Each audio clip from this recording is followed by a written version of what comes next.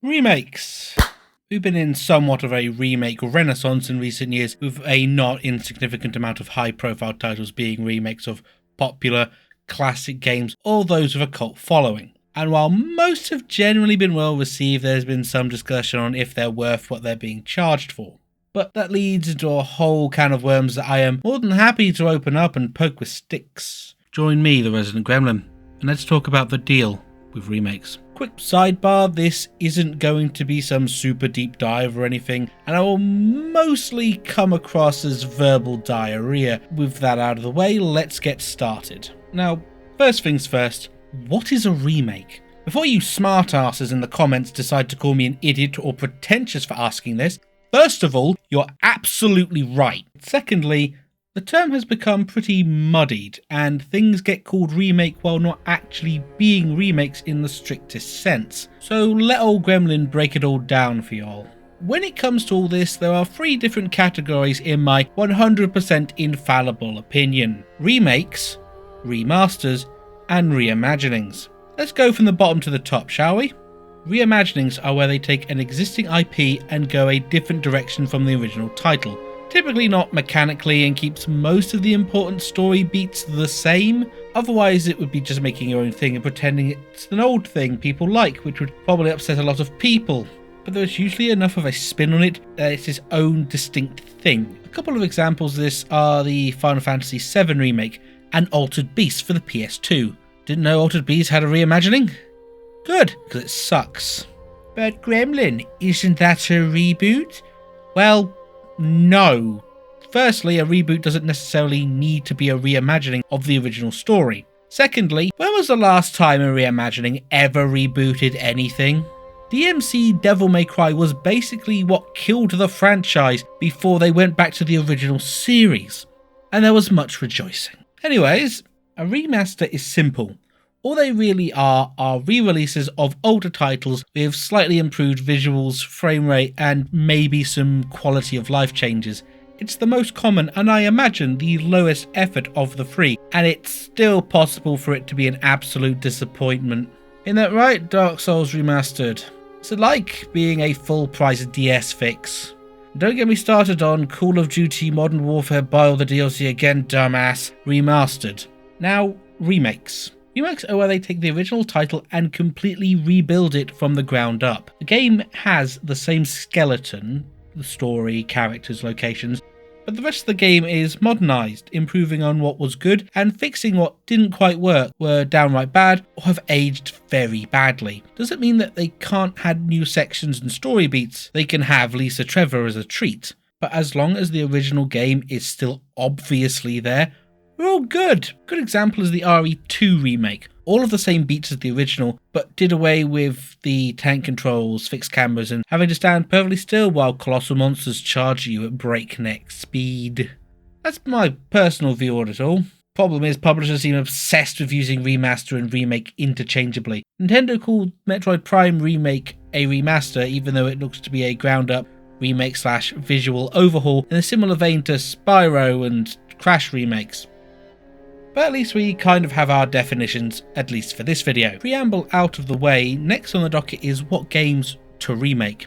Usually the very simple answer of it is the classic title that defined a genre, or at least have a massive, borderline rabid fan base that want more of the good stuff.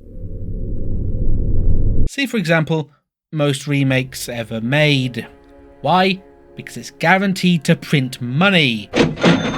AAA publishers need their schmeckles, obviously, and it's definitely less of a gamble to bet on something tried and tested than a brand new IP.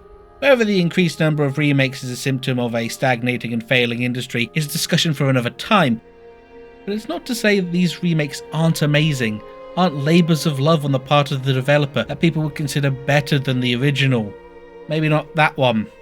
And if these were the only games being remade, that would be that. But then some mad lads at THQ Nordic greenlit remakes for SpongeBob SquarePants Battle for Bikini Bottom and both Destroy All Humans games, so all bets are off at this point. So the question then becomes, what should be remade? Personally, I'd put a vague limit on remakes to games before the middle of the 7th console generation. I'm saying this because it was at the end of that generation that gaming kind of cemented itself in terms of design sensibilities. But before that, the before times, jank was king. People were doing wacky stuff and feeling things out, so remaking games from before that cutoff gives more room to improve than just, say, visually updating something that isn't even 10 years old and charging £70 for it. Right, Sony? Another option is a selection of games from dead or dormant franchises. It gives the developer a way to gauge interest in their older IPs, give older fans what they want after years of copium, and gives newcomers a jumping off point to get into a series that might have otherwise been inaccessible to them, either through availability or just how old the game is. Like the Dead Space remake recently. Maybe if there was another old survival horror franchise that was killed by the third title in the series. Perhaps a PS1 series with a fiery redhead fighting dinosaurs in an abandoned facility. Okay, dropping the subtlety. Capcom, remake Dino Crisis. Remake Dino Crisis. F*** all this exoprimal bullshit you're trying to peddle. Just remake Dino Crisis. I want Regina, skin-tight battlesuit and all, fighting dinosaurs right now. That in the RE engine, I would sell someone's kidneys for that. Do it. Another option, and the one I actually prefer the most, is honestly games that were mediocre or bad, or maybe just had some weird issues that held them back from true greatness.